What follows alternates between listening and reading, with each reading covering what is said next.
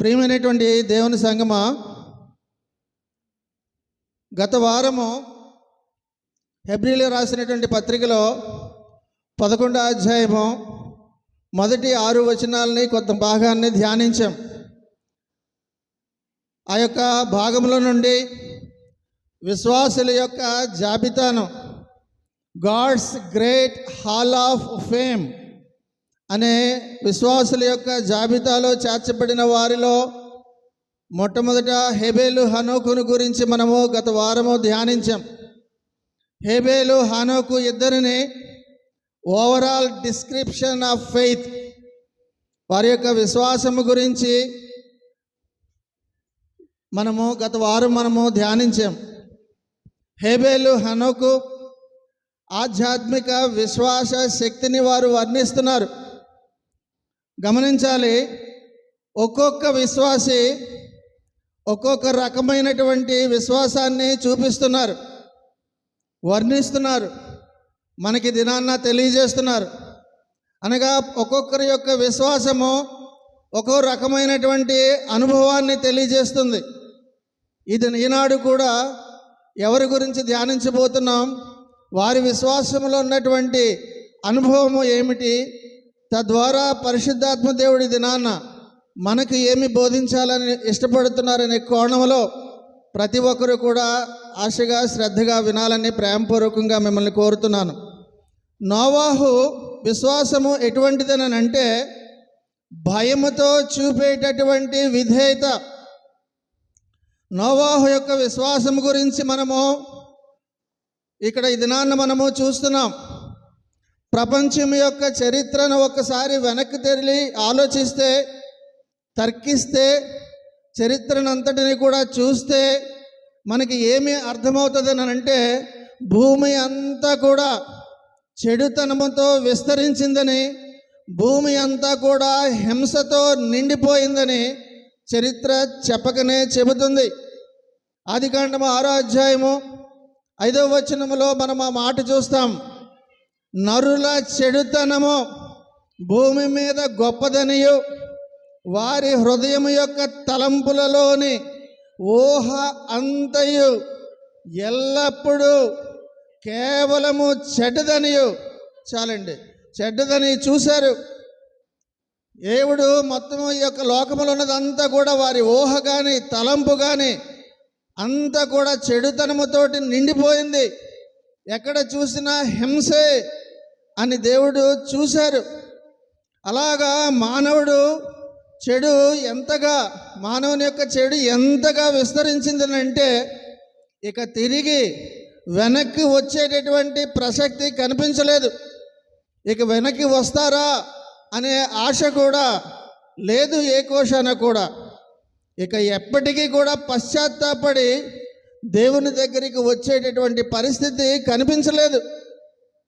దేవునికి ఇక వేరే మార్గము కూడా కనిపించలేదు. అందుకనే ఇక భూమిని నాశనము చేయవలసిందే, ఇక వేరే మార్గము లేదు అనే నిర్ణయానికి దేవుడు వచ్చేశారు.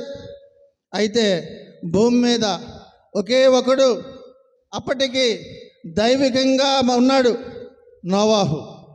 నోవాహు తన జీవితంలో ఇన్ని భయంకరమైనటువంటి హింసలు ఉన్నటువంటి పరిస్థితుల మధ్యలో జీవిస్తూ చెడుతనము విస్తరించి ఉన్నటువంటి తన చుట్టూ కూడా ఉన్నప్పటికీ కూడా దేవుని నిత్యము ఆరాధిస్తున్నాడు, దేవుని గౌరవిస్తున్నాడు. దేవుని ఎలాగ ఆరాధించాలో ఆ పద్ధతి ప్రకారంగానే ఆరాధిస్తున్నాడు.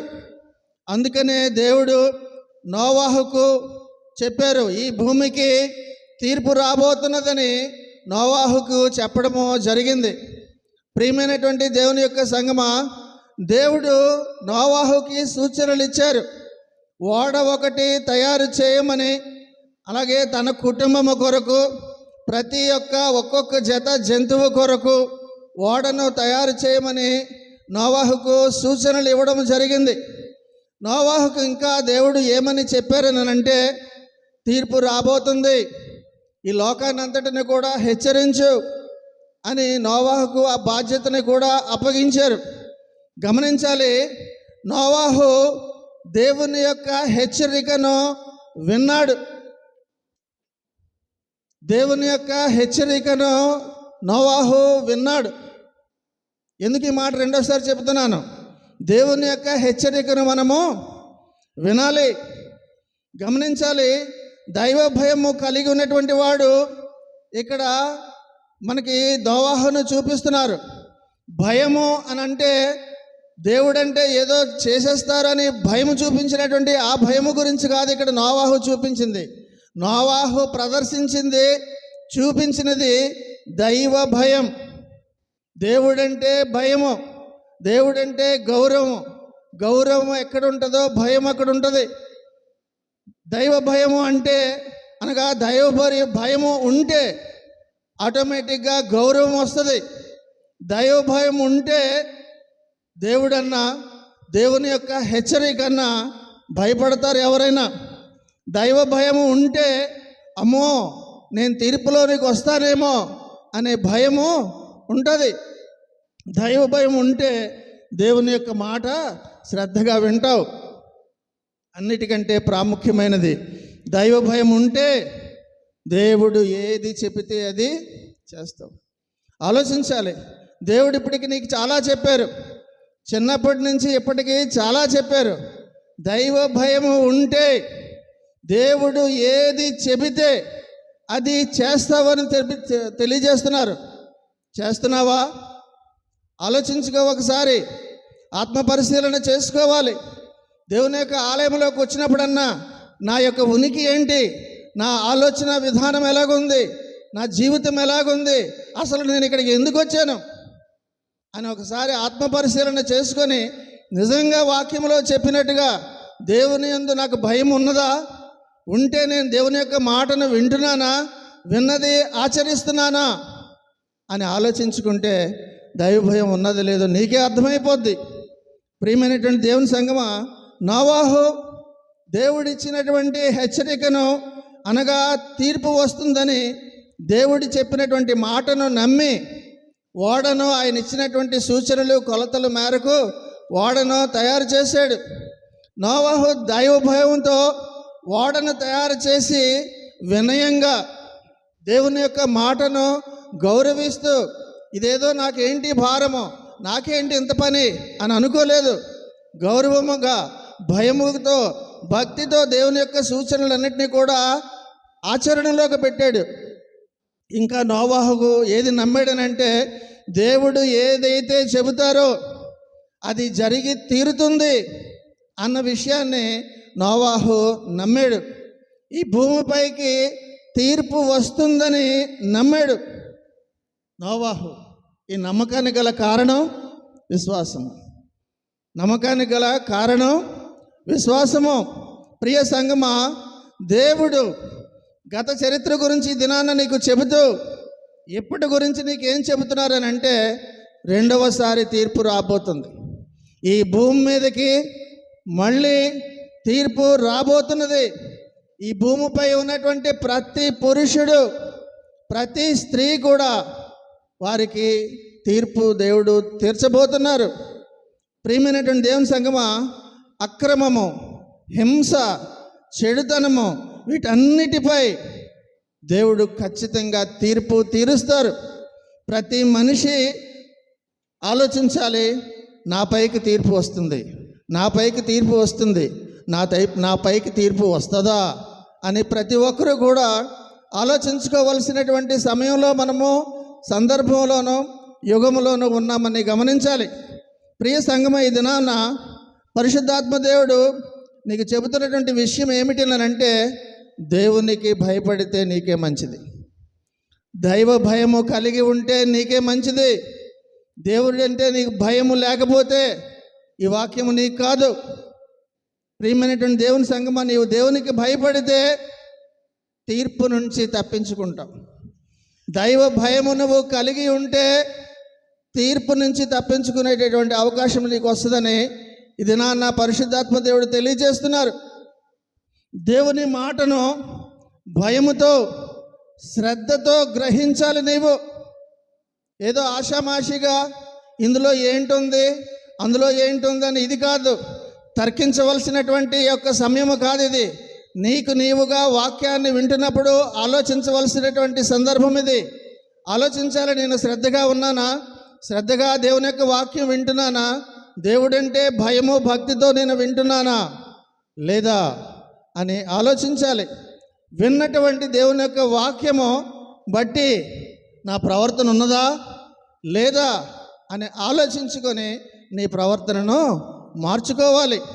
మనకున్నటువంటి ఒకే ఒక మార్గము, మన ముందున్నటువంటి మార్గము, ప్రస్తుతము మన ముందున్నటువంటి మార్గము ఒకే ఒకటి, దేవుని నమ్ముట. నువ్వు దేవుని నమ్మడం ఒక్కటే నీ ముందున్నటువంటి మార్గము. అది ఎలాగంటే భయముతో నమ్మాలి, భక్తితో విశ్వాసము కలిగి ఆయన మాటలు అనుసరించడము ఒక్కటే నా ముందున్నటువంటి మార్గము.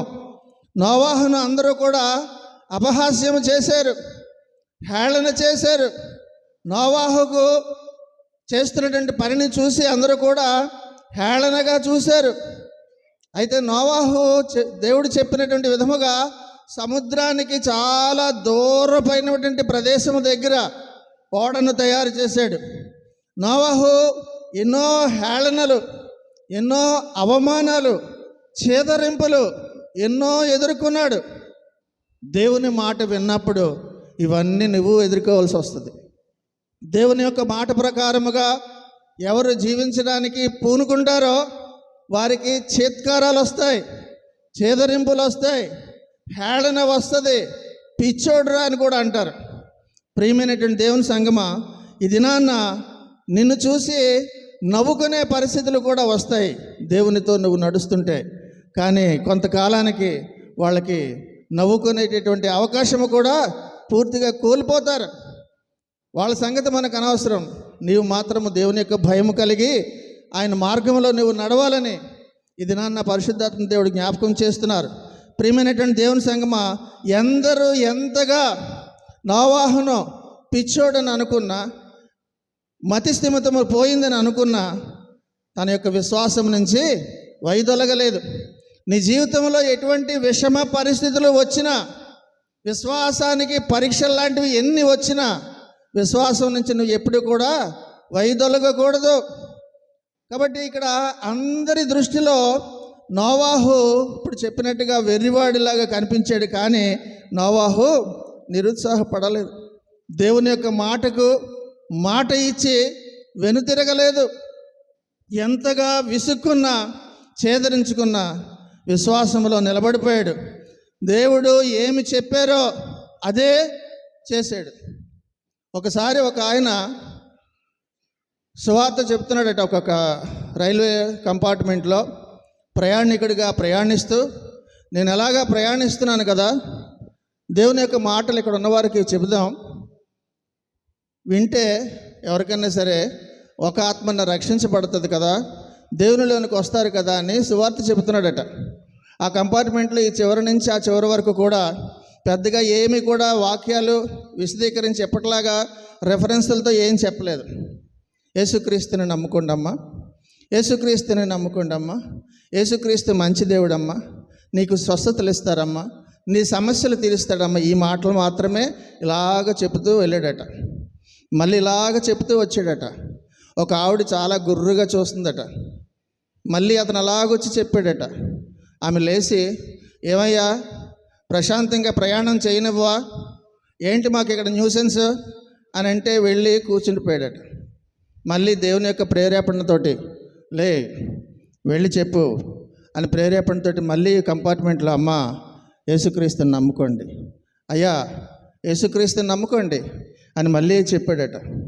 మళ్ళీ వచ్చినప్పుడు మళ్ళీ ఆమె చూసి, ఏమయ్యా నీకు చెప్తే అర్థమవుదా, మామూలుగా చెప్తే నువ్వు వినవా అని చెప్పు తీసిందట.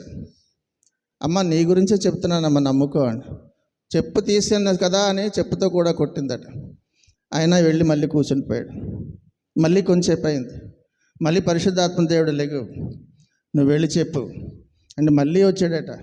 అమ్మా దేవుడు మేలు చేస్తారు, నీకే మేలు చేస్తాడు, వినండి అమ్మా అని దేవుని యొక్క మాట నోవాహు ఎలాగైతే నువ్వు చెప్పినట్టుగా చెయ్యని విశ్వాసించి వైదొలకుండా అలాగా దేవుడు ఏం చెప్పారో ఎలాగైతే నోవాహు చేశాడో అలాగే చేశాడట. మళ్ళీ ఆమె దగ్గరికి వచ్చాడు.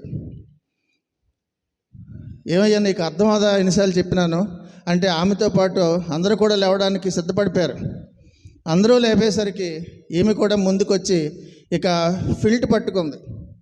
అప్పుడు ఆమె కొడుకు చిన్న కుర్రాడు వచ్చి అమ్మ అమ్మ అమ్మ ఆయనని ఏమనుకో, యేసయ్య పంపించారు ఆయన్ని అని అనగానే వెంటనే ఆమె ఫిల్ట్ వదిలేసి వెంటనే అతని కాళ్ళ మీద పడిపోయింది. అదేంటి, ఇతను ఎంతగా చెప్పినా ఏమీ కూడా లేదే. కొడుకు ఒక్క మాట అమ్మా ఇతను యేసయ్య పంపించారు అని చెప్పినందుకు వెంటనే ఎలాగా స్పందించి వదిలేసిందే అని అందరూ ఆశ్చర్యపోయి చూస్తున్నారు. ఎందుకు ఆమె అతని కాళ్ళు పట్టుకుందనంటే పుట్టుక నుంచి మాట్లాడినటువంటి కొడుకు. అప్పుడు దేవునికి మహిమ కలుగును గాక. ప్రియమైనటువంటి దేవుని సంగమా, దేవుని యొక్క మాట నమ్మితే ఎటువంటి అద్భుతం, ఇది జరిగినటువంటి కథ, ఎటువంటి అద్భుతము జరుగుతుందో అటువంటి అద్భుతాన్ని నీ జీవితంలో చాలాసార్లు నువ్వు చవి చూసినా సరే నీ దృష్టికి కానరాలేదు ఇది దేవుని క్రియ అని. ఏదో నా అదృష్టమో, ఏదో నా సొంత తెలివితేటలు అని ఇలాగే అనుకుంటున్నావు ఇప్పటికీ. ఇది నాన్న దేవుడు చెప్తున్నారు, నోవాహు దేవుడు ఏమి చెప్పారో అదే పనిని నోవాహు చేశాడు. తన ఇంటి వారిని రక్షించుకోవడానికి ఓడను తయారు చేయడం ఆపలేదు. ఎన్ని అడ్డంకులు వచ్చినా సరే నోవాహు కుటుంబము రక్షించబడింది. నోవాహు దేవునిని నమ్మాడు, దేవుని యొక్క హెచ్చరికను నమ్మాడు కనుక దేవుడు రక్షించారు. నోవాహు చుట్టూ ఉన్నవారు అందరూ కూడా చనిపోయారు. వారందరూ కూడా చనిపోయారు. దేవునికి శాశ్వతంగా దూరం అయిపోయారు అందరూ కూడా. అది గమనించవలసినటువంటి విషయం. కాబట్టి దేవుని యొక్క మాట వినకపోతే ఒకసారి రెండుసార్లు, ఇక ప్రళయం వచ్చిన తర్వాత దేవునికి శాశ్వతంగా వేరే అవడం తప్ప వేరే మార్గము ఉండదు. దేవుని యొక్క తీర్పు గురించి చెబుతుంటే వాళ్ళు నమ్మలేదు. కానీ చివరికి ఏమైంది వాళ్ళకి? ప్రియమైనటువంటి దేవుని యొక్క సంగమా, నోవాహు కుటుంబం అంతా కూడా రక్షించబడ్డానికి దైవ భయము కలిగినటువంటి తండ్రి వలన, దైవ భయము కలిగినటువంటి తండ్రి యొక్క పెంపకములో ఆ కుటుంబం అంతా కూడా ఉండడం వలన వారందరూ కుటుంబం అంతా కూడా నోవాహు వలన రక్షించబడింది. నీ వలన కుటుంబము రక్షించబడకపోయినా నాశనం అయిపోకుండా ఉంటే చాలు. నీ వలన, నీకు కలిగినటువంటి దైవ భయం వలన, నీకు ఉన్నటువంటి దేవుని యొక్క భయము భక్తి వలన నీ కుటుంబము రక్షించబడాలి. వీరందరూ కూడా దేవుని భయము కలిగినటువంటి వారే, నోవాహు యొక్క కుటుంబం అంతా కూడా. అందుకని వారందరూ కూడా రక్షించబడ్డారు. విశ్వాసము వలన వచ్చేటటువంటి నీతి వారసత్వాన్ని పొందుకున్నారు. వాక్యంలో మనం ఇందాక చదివాము, నీతి వారసత్వాన్ని పొందుకున్నారు. నువ్వు విశ్వాసం వలన నీతిమంతునిగా తీర్చబడతావు. దీనికి మించినటువంటి బహుమానము ప్రపంచంలో ఇంకేమైనా ఉంటుందా? ఉండదు. కనుక ప్రియమైనటువంటి దేవుని సంగమా, నీతిమంతునిగా తీర్చబడట కన్నా బహుమానం ఈ లోకంలో మించింది ఇక ఏది కూడా లేదు. అబ్రహాము గురించి మనం ఒకసారి చూస్తే విశ్వాసానికి నిలువెత్తు నిదర్శనము అబ్రహాం.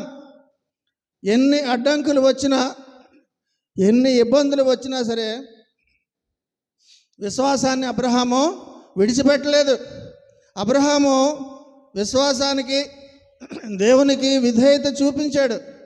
దేవుడు అబ్రహాముకి ఒక పిలుపునిచ్చారు, ఒక సవాలునే అప్పగించారు. ఏమిటదంటే, నువ్వు ఈ లోకంలో ఉన్నటువంటి ఇతరులందరికీ కూడా సాక్షిగా ఉండాలి, నువ్వే సాక్షిగా ఉండాలని ఒక సవాలుని అప్పగించారు. ఈ లోకంలో నుండి వేరుగా ఉండి నన్ను అనుసరించు, నేను చెప్పింది చెయ్యని అబ్రహాముకి ఆదేశించారు.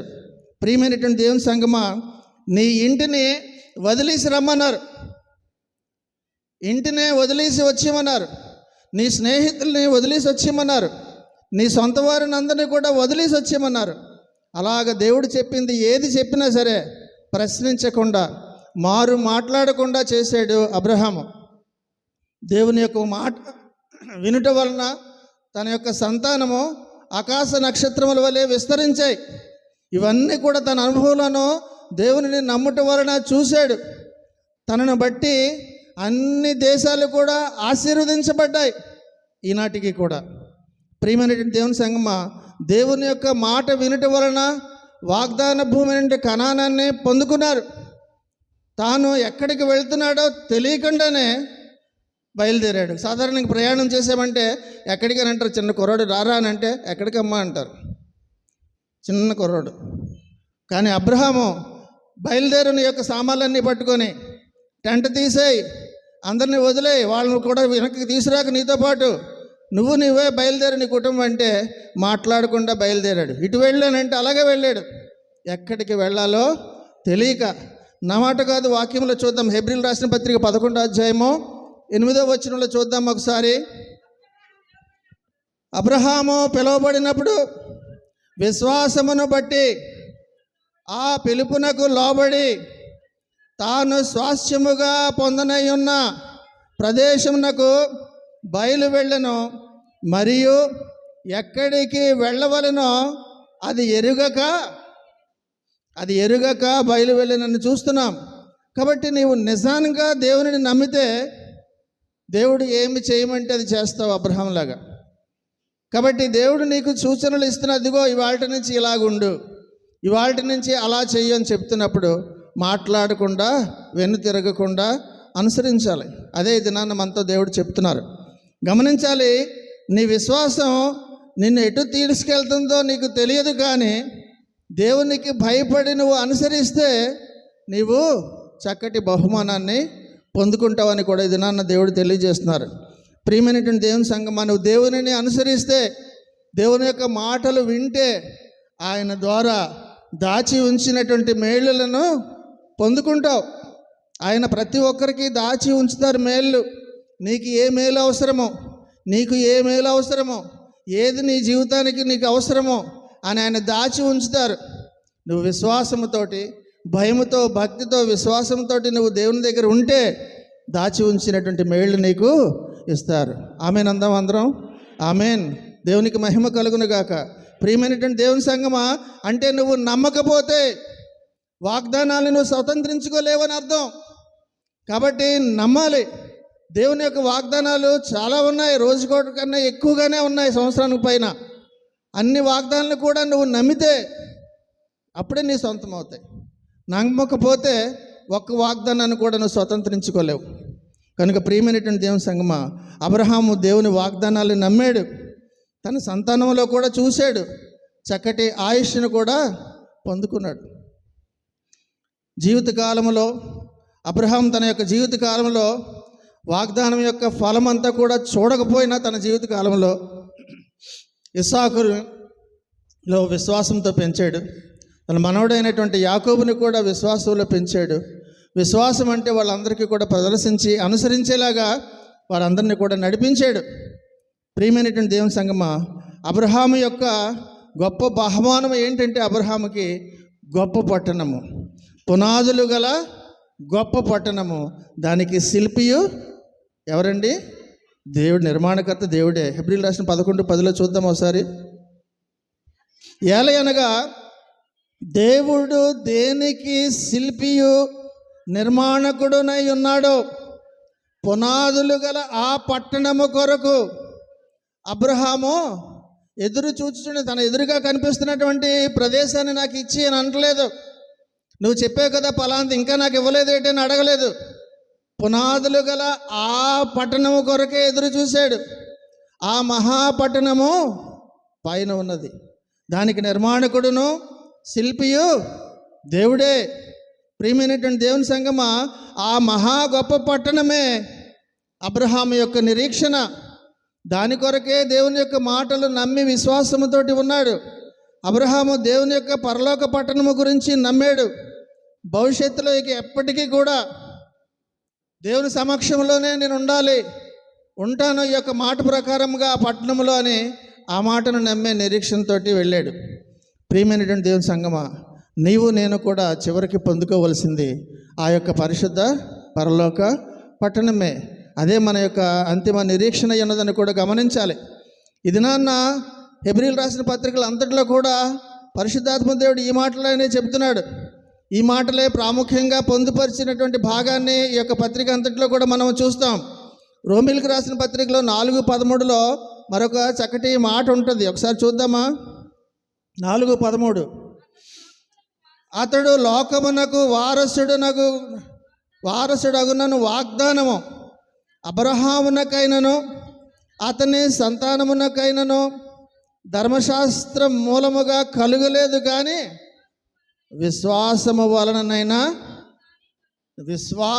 వలననైనా నీతి మూలముగానే కలిగిందన్న మాట మనం చూస్తున్నాం. మరొక గొప్ప విషయం ఏంటంటే మనకు తెలియజేస్తున్నారు ఈ దినాన్న, ఇక ఇది జరగదు, ఇంక ఇది ఎన్నటికీ కూడా జరగదు, హైలీ ఇంపాసిబుల్ అన్న విషయాన్ని కూడా మరొకసారి ఈ దినాన్ని మనకు చూపిస్తున్నారు.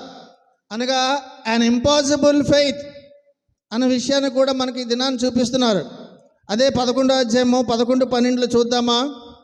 విశ్వాసమును బట్టి సారాయు వాగ్దానము చేసిన వాడు నమ్మదగిన వాడని ఎంచుకొనిన గనుక తాను వయస్సు గురించి గతించినదైనను గర్భము ధరించుటకు శక్తి పొందెను. అందుచేత మృతతుల్యుడైన ఆ యొక్కని నుండి సంఖ్యకు ఆకాశ నక్షత్రముల వలెను సముద్ర తీరమందలి లెక్కింప సఖ్యము కాని ఇసుక వలెను సంతానము కలిగిన మాట చూస్తాం. సారా యొక్క విశ్వాసం ఎటువంటిదనంటే అసాధ్యమైనటువంటిది నమ్మింది. మొట్టమొదట్లో చూస్తే సారా నమ్మలేదు. మొట్టమొదట తాను శంకించింది, దేవుని యొక్క మాటలు వినలేదు, నమ్మలేదు. నాకేంటి సంతానము ఎలా కలగడం ఏంటని అనుమానించింది. ఆ మాటలు మనం ఇందాక చదివాము. ఆదికాండంలో 18-12 చూస్తే సారా ఏమనుకుంది ఇందాక చదివారు. సారా, నేను బలము ఉడిగిన దాననైన తరువాత నాకు సుఖము కలుగునా, నా యజమానుడును వృద్ధుడై ఉన్నాడు కదా అని బైకన్నదండి. తనలో అనుకుందా? తనలో అనుకున్నదనే విషయం ఎవరికి తెలిసింది? దేవునికి తెలిసింది. నీలో నువ్వు ఇప్పుడు ఏమనుకుంటున్నావో, ఏంటి ఆలోచిస్తున్నావో దేవుని వింటున్నారు.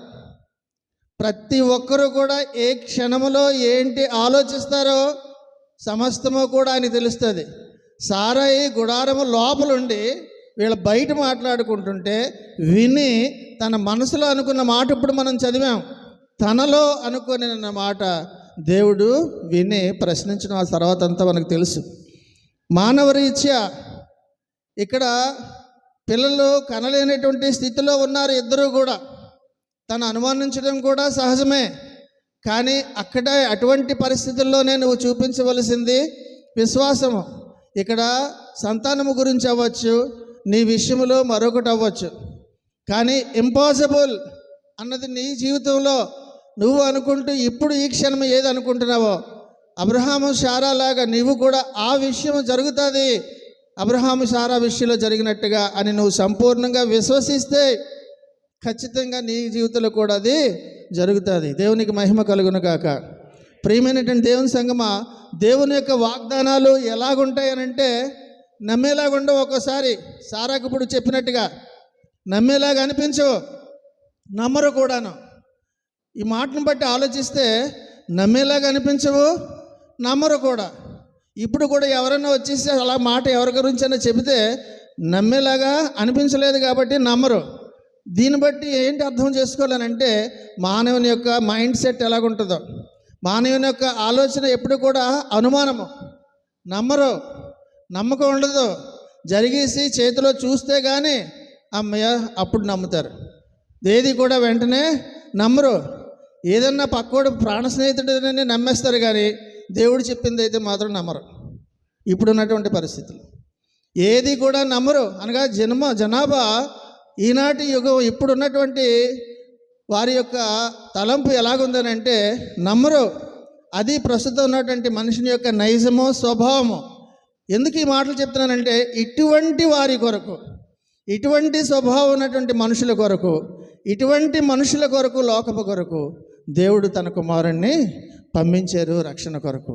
కాబట్టి వీడు ఎవడరా బాబు, వీడికి ఏం చెప్పినా వేస్ట్ అని అనుకున్న వాళ్ళు పనిచేయరు. కానీ వీళ్ళెవ్వరూ కూడా వినరు అని దేవునికి తెలిసినా సరే, నమ్మేటటువంటి జనాభా కాదని తెలిసినా సరే తన కుమారుని ఈ లోకానికి పంపించారు. అది దేవుని యొక్క కృప అంటే. ప్రియమైనటువంటి దేవుని సంఘం, దేవుడు మానవుని పాపాలు భరించడానికి ఆయన రక్షకుడిని వాగ్దానము చేశారు. ఆ వాగ్దానము చేసిన దాని ప్రకారముగా దాన్ని క్రియారూపంలో జరిగించి యేసుక్రీస్తు వరకు మనము చూసాం. ప్రియమైనటువంటి దేవుని సంగమా, మానవుని లోకం నుంచి, ఈ యొక్క చెడుతనం నుంచి రక్షించడానికి దేవుడు ఒక ప్రణాళిక పరంగా ఈ భూమి మీదకి నీవు నేను నిత్య జీవం పొందుకోవడానికి తన ప్రియకుమారుడైనటువంటి ప్రభు అయినటువంటి యేసుక్రీస్తును శిలువ మరణానికి అప్పగించారు. సారా మొదట నమ్మకపోయినా తర్వాత క్రమేణా గ్రహించింది. దేవుని యొక్క మాటలందు నమ్మిక పెరిగింది. ఈ లోకాన్ని సృష్టించినటువంటి దేవుడు కదా చెప్పినటువంటి మాటలు అని దేవుని యొక్క వాగ్దానాన్ని నమ్మింది, గ్రహించింది. ఈ విషయం గ్రహించిన తర్వాత అప్పుడు తనలోని అన్ని రకాలుగా మార్పు రావడం ప్రారంభించింది. ప్రియమైనటువంటి దేవుని సంగమా, దేవుని వాక్యం వింటున్నప్పుడు వినగా కొంతకాలానికైనా సరే, మొదట అనుమానించినా సరే సారాలాగా, తర్వాత తనను నమ్మి ఎలాగైతే వాస్తవంలో కుమారుణ్ణి కలిగిందో, ఇది నాన్న వినగా కొంతకాలానికైనా, ఎప్పటికైనా, ఈనాటికైనా, ఈ రోజుకైనా నీలో మార్పు రావాలి కదా, దేవుని యందు నమ్మిక పెరగాలి కదా అని ఇది నాన్న దేవుడు నేను సూటిగా అడుగుతున్నారు. సారా అనుకుంది, నాకు వాగ్దానం చేసినటువంటి దేవుడు కనుక, చేసినవాడు దేవుడు కనుక ఖచ్చితంగా నెరవేరుతుంది అని తాను నమ్మింది, ఆలోచించింది. అక్కడి నుంచి క్రియారూపములన్నీ కూడా దేవుని యొక్క శక్తిని తను చూసింది. సారా దేవుని నమ్మింది. ఒక్కసారి అపనమ్మకం నుంచి నమ్మకంలోనికి తను వచ్చింది. ప్రియమైనటువంటి దేవుని సంగమా, 90 సంవత్సరాల వయసులో బిడ్డని కన్నది. అది ఆమె యొక్క విశ్వాసానికి నిదర్శనం. ప్రియమైనటువంటి దేవుని సంగమా, ఇది నాన్న 90 సంవత్సరములలో కుమారుని కనేటటువంటి సామర్థ్యము కలగజేసినటువంటి దేవుడు ఎంత గొప్ప దేవుడో మనం ఆలోచిస్తే అర్థమవుతుంది. అనగా దేవునికి అసాధ్యమైనది ఏది కూడా లేదని మనము గ్రహించి ఆ దేవుని మీద నువ్వు విశ్వాసం ఉంచినట్లయితే నీ జీవితంలో నువ్వు ఏది కోల్పోతున్నావో, దేని మీద ఇంకా నువ్వు అనుమానాల్లో ఉన్నావో, ఏది ఇంకా నేను పొందుకోలేకపోతున్నానని ఆలోచిస్తున్నావో దానిని గురించి నువ్వు ఒకసారి ఆలోచించి దేవునికి విడిచిపెట్టి విశ్వాసంతో ఉంటే నువ్వు ఈ దినాన్న పొందుకోబోతున్నావు అని దేవుడు ఈ దినాన్ని నీతో మాట్లాడుతున్నారు. ప్రియమైనటువంటి దేవుని సంగమా, గమనించాలి, గాడ్ కెనాట్ లై. దేవుడు అబద్ధము ఆడడు. ఆయన ఎవరిని మోసము చేయడు. కనుక దేవుని నమ్ముకున్నట వలన నీకు సమస్తము కూడా నీ మంచిగానే దినాన్ని దేవుడు తెలియజేస్తున్నాడు. ఆయన నీకు ఇచ్చే వాగ్దానము నెరవేరుతుందని కూడా ఈ దినాన్న దేవుడు మనకి తెలియజేస్తున్నారు. ప్రియమైనటువంటి దేవుని సంగమా, నీ జీవితంలో పరిస్థితులు ఎటువంటి ప్రతికూలంగా ఉన్నా, ఇటువంటిది ఏంటంటే నా యొక్క జీవితంలో ఇంత ఇబ్బంది వచ్చింది, నా కుటుంబ పరిస్థితి ఏంటంటే ఇలాగుంది అని ప్రతికూలంగా నీకు అనిపించినా సరే, నువ్వు విశ్వాసంతో ఈ దినాన్ని నమ్ముతున్నట్లయితే ఇప్పుడే ఈ క్షణమే నీ మనసులో గుండెల మీద చేసుకొని నేను నమ్ముతున్నాను, నా జీవితంలో ఇది జరగదని ఇంతవరకు నేను అనుకున్నాను, మూర్ఖత్వంతో అనుకున్నాను దేవా, నా అవివేకం వల్ల నేను అనుకున్నాను, కానీ దినాన నువ్వు సారాకి 90 ఏళ్ళలో నువ్వు ఇచ్చావే, అంత గొప్ప దేవుడు నాలో, నా జీవితంలో నువ్వు నెరవేరుస్తావు, నేను నమ్ముతున్నాను అని నువ్వు ఈ క్షణమే నువ్వు ప్రార్థన చేసుకుంటే నువ్వు జీవితంలో అద్భుత కార్యాన్ని చూడబోతున్నావు అనేది నాన్న దేవుడు నీతో మాట్లాడుతున్నారు.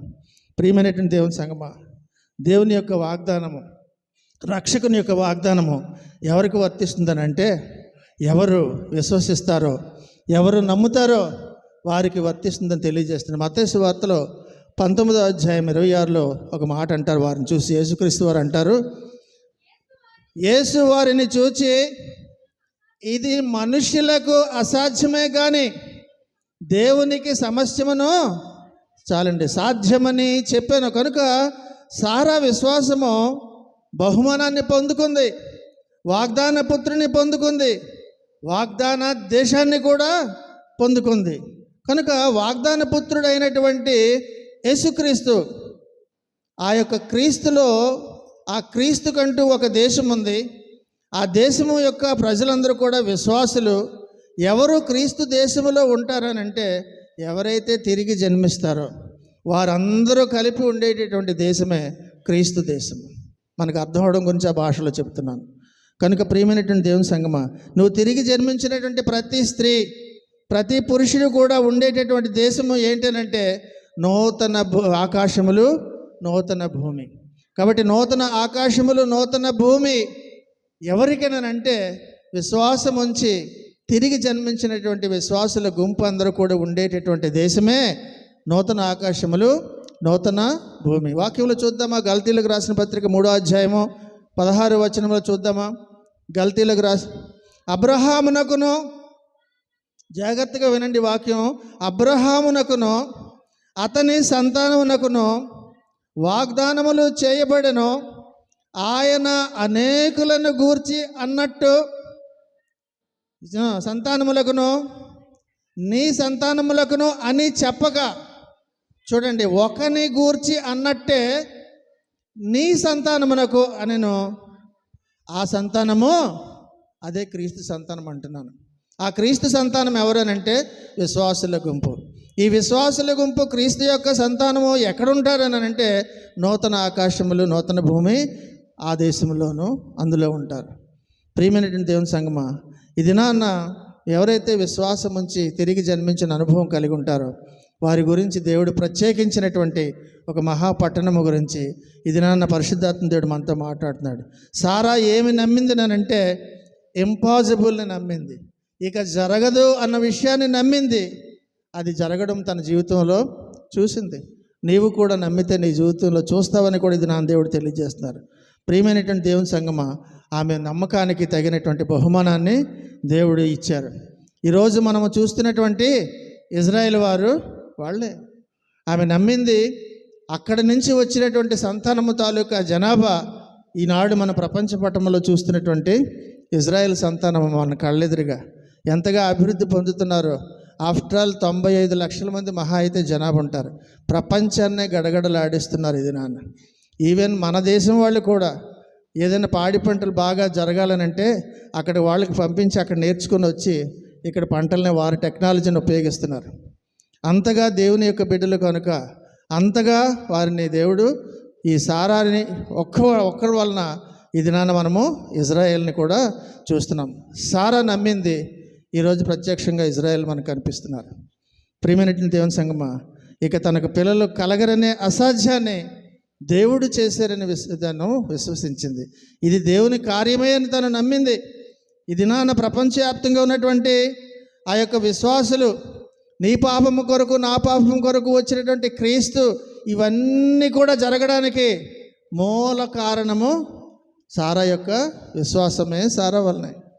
కనుక ప్రియమైనటువంటి దేవుని సంగమా, ముగించుకుందాం. యోహాను సువార్త 3వ అధ్యాయము 3వ వచనాన్ని ఒకసారి చూద్దామా? యోహాను సువార్త 3:3 చూద్దామా? అందుకు యేసు అతనితో, ఒకడు క్రొత్తగా జన్మించితేనే గాని అతడు దేవుని రాజ్యమును చూడలేడని నీతో నిశ్చయముగా చెప్పుచున్నాను. 5వ వచనం చూద్దాం, 5-7.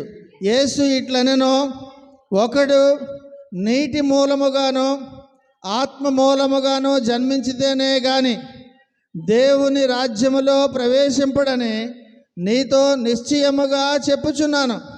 శరీర మూలముగా జన్మించినది శరీరమును, ఆత్మ మూలముగా జన్మించినది ఆత్మయునై ఉన్నది. ఆఖరి మాట జాగ్రత్తగా, మీరు కొత్తగా జన్మింపవలనని నేను మీతో చెప్పినందుకు ఆశ్చర్యపడకండి. కొత్త విషయం ఏమని కాదు, ఆశ్చర్యపడొద్దని ప్రాముఖ్యంగా చెబుతున్నారు. కనుక నువ్వు కొత్తగా జన్మిస్తేనే ఇది నాన్న దేవుడు నీకు చెప్తున్నటువంటి మాట, ఈ వాగ్దానాలన్నింటినీ కూడా నువ్వు స్వతంత్రించుకుంటావు. ఆ యొక్క మహాపట్నంలోనికి నీవు కూడా విశ్వాసుల యొక్క గుంపులో నీవు కూడా ఉంటావు. నీ జీవితంలో ఈ యొక్క మాటలన్నీ కూడా ఇది నాన్న నువ్వు నమ్మినట్లయితే నీ జీవితంలో ఇంపాసిబుల్గా రెడ్డింగ్ తోటి అండర్లైన్ చేయబడి ఇప్పటివరకు ఏది ఉండిపోయిందో అది యేసు రక్తంలో చెరిపివేయబడుతుందని కూడా గ్రహించాలి. ప్రియమైనటువంటి దేవుని సంగమా, నమ్ముదాము. దేవుని యొక్క మాటలను మనం అందరం కూడా విశ్వసిద్దాము. తద్వారా మన కుటుంబము, వ్యక్తిగత జీవితాలు ఆశీర్వదించబడతాయి. అటు భాగ్యము దేవుడు మనందరికీ కూడా కలగజేసి ఆశీర్వదించి బలపరచునుగాక. ఆమేన్. దేవుడి వాక్యాన్ని మనం వినికిడిలో దీవించి ఆశీర్వదించి బలపరచునుగాక. వెత్తబడినటువంటి వాక్యము మన మధ్యలో ఫలించలాగున